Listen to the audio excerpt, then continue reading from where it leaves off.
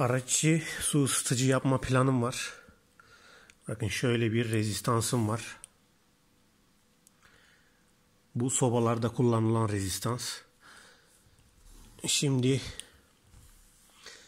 bu telin direnci 0,5 ohm. Şöyle soba telidir bu. Buradan bir parça kestim.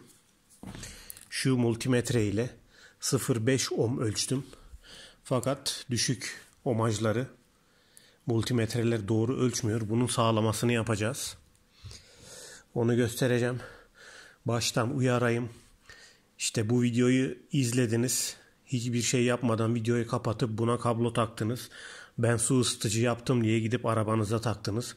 Bakın şimdiden uyarıyorum. Arabanızı yakarsınız. Haberiniz olsun, ben bilmiyordum, görmedim demeyin. Bu işler bilimdir, matematiktir. O yüzden bunun uyarısını yapmak istiyorum. Arabanızın çakmaklığına bu teli takarsınız. Ucuna saçma sapan bir kablo takarsınız. Suyu ısıtayım derken arabanızı yakarsınız, haberiniz olsun. Çünkü 12 voltta 24 amper çeker bu tel. Eğer kablolar ince ise kesinlikle arabanızı yakarsınız. Haberiniz olsun, uyarmadı demeyin. Şimdi bunun sağlamasını yapacağız. Şöyle bir düzeneğim var. Akım ve voltajı aynı anda ölçmeniz gerekiyor. Sonra da bunu formülümüze uyarlayacağız. Şu formül elektronikle ilgilenen bilir. Vır formüldür. Bulmak istediğiniz değerin üstünü kapatırsınız. Bakın, voltaj bölü direnç akımı veriyor. Akımın işareti I'dır. R dirençtir, rezistans. Bu da voltajdır. Alexander Volta'dan. Amper, Andre de Amper'den. Ohm kanunu ise George Simon Ohm'dan gelir. Bunun da hatırlatmasını yaptıktan sonra ölçülerimizi yapalım. Sonra çıkan değerleri bu formüle uyarlayalım. Şimdi XL4015'imiz var. Şurada şöyle takıyorum. Bakın çalıştı. Şimdi telimiz ısınacak. O yüzden ben şöyle söküyorum. Zaten şöyle ısına da parmaklarımız yanmış durumda. Bakın şu an tel ısındı bile. 1-2 saniye geçmesine rağmen. Şimdi telin ısısını da göstereceğim. Hem daha iyi bilginiz olur. Şimdi birini akıma ayarlıyoruz. Bakın 10 amperde. Kırmızı kablomuz 10 amperde. Siyah kablomuz ortak zaten. Bunu ampere alıyoruz. Diğeri de normal bağlı. Bunu da voltaja alıyoruz. Bakın şurada voltajımız var. Ayrıca bu cihaz ısı da ölçüyor. Onu da göstereceğim size.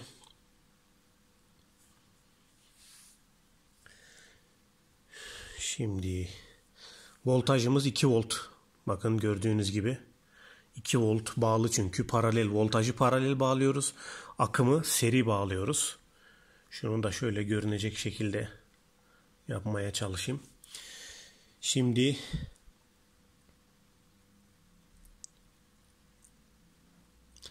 akımımızı verip ölçümümüzü yapacağız.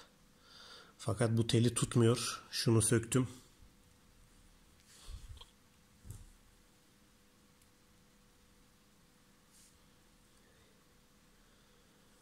Yani şöyle iletkenlik var.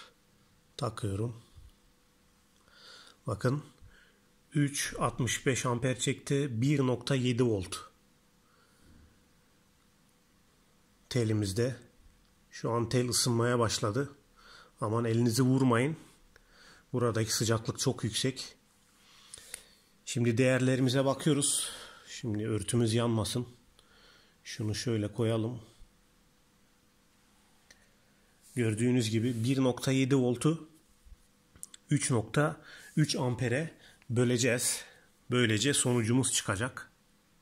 Şimdi formülümüzü hatırlayalım. Volt çarpı akım wattı verir. Watt bölü volt akımı verir. Bizim burada bulmamız istediğimiz şey telin direnci 0,5 ohm olarak ölçmüştüm şununla. Sağlamasını yapıyoruz. Yani neyi bulacağız? Direncimizin üstünü kapatırsak volt bölü akım oluyor. Hemen değerleri yerine koyuyoruz. 1,7 voltumuz var. Bölü 3,28. Gördüğünüz gibi telimizin direnci 0,5 ohm. Yani şu multimetremiz telin direncini doğru ölçmüş. Bu şekilde sağlamamızı yaptıktan sonra şimdi 1,7 voltla akımı çarparsak, yani volt çarpı akım wattımızı verecek. Bu değerlerde kaç watt çekiyor? Kaç watt ısı çıkıyor? 1,7 volt çarpı 3,30 5,6 watt ısı yayıyor şu an bu telimiz. Yani bunu arabada kullanırsak ne olacak peki? 12 voltumuzu yazdık bölü. Şimdi akımı bulmamız için telin direncini volta böleceğiz. Yani akımı kapatıyoruz. Volt bölü direnç yapıyoruz. 0,5 ohm çıkmıştı. Telimizin direnci bölü 0,5 ohm. Bu da eşittir 24 amper yapar. Yani bu telimiz 12 voltta 24 amper çekecek arabanın aküsünde arkadaşlar. Buna çok dikkat edin. Neden bunu söylüyorum? 24 amper büyük bir akımdır. Siz bunu kalın tel kullanmadan arabaya bağlayıp ben su ısıtacağım derseniz arabanızı yakarsınız. Bakın tekrar uyarıyorum.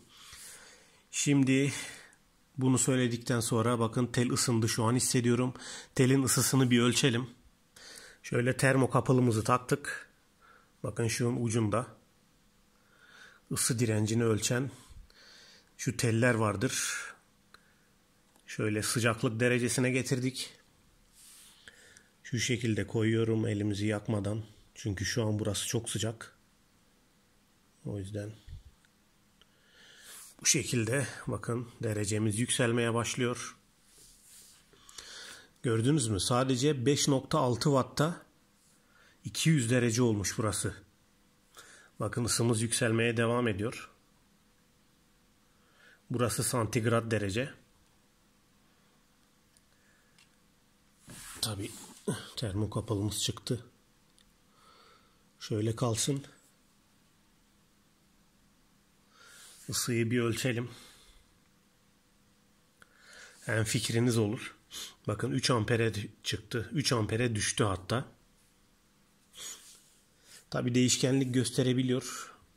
XL4015'e de bakıyorum. Burası da bayağı ısınmış. 260, 270. Sıcaklığımız yükseliyor. Şimdi bunu ne yapacağım ben? Bu küçücük gördüğünüz tel elektrikli ev içi elektrikli su ısıtıcımız var ya, kahve yaptığımız. Onu hurdacıdan bulup bu teli onun içine uyarlayacağım. Daha sonra bunu çakmaklığa uyarlayıp çakmaklığa taktığımda suyu kaynatacağını düşünüyorum. Araçtaki 12 voltta daha yüksek watt çekecek. Onun da hesabını yapalım.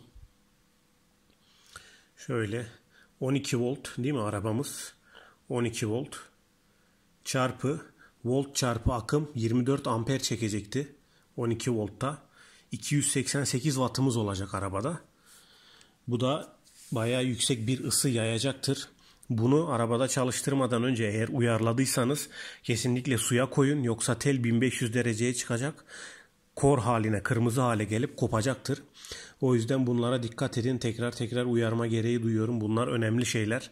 Sakın bunu yaptım, gidip arabama taktım demeyin. Arabanızı yakarsınız. Kesinlikle yapmayın bunu. Gördüğünüz gibi ısımız 287-300 dereceye doğru gidiyor. Bu düzeneğimiz çalıştı. Telimizin ohmajı 0,5 ohm. Bunu artık göz kararı bir şekilde, eğer ölçü aletiniz yoksa şöyle 2 bakla 2 tane kıvrım olacak şekilde şu şekilde keserseniz yaklaşık 0,5 ohm yapıyor ama rezistans tel olacak.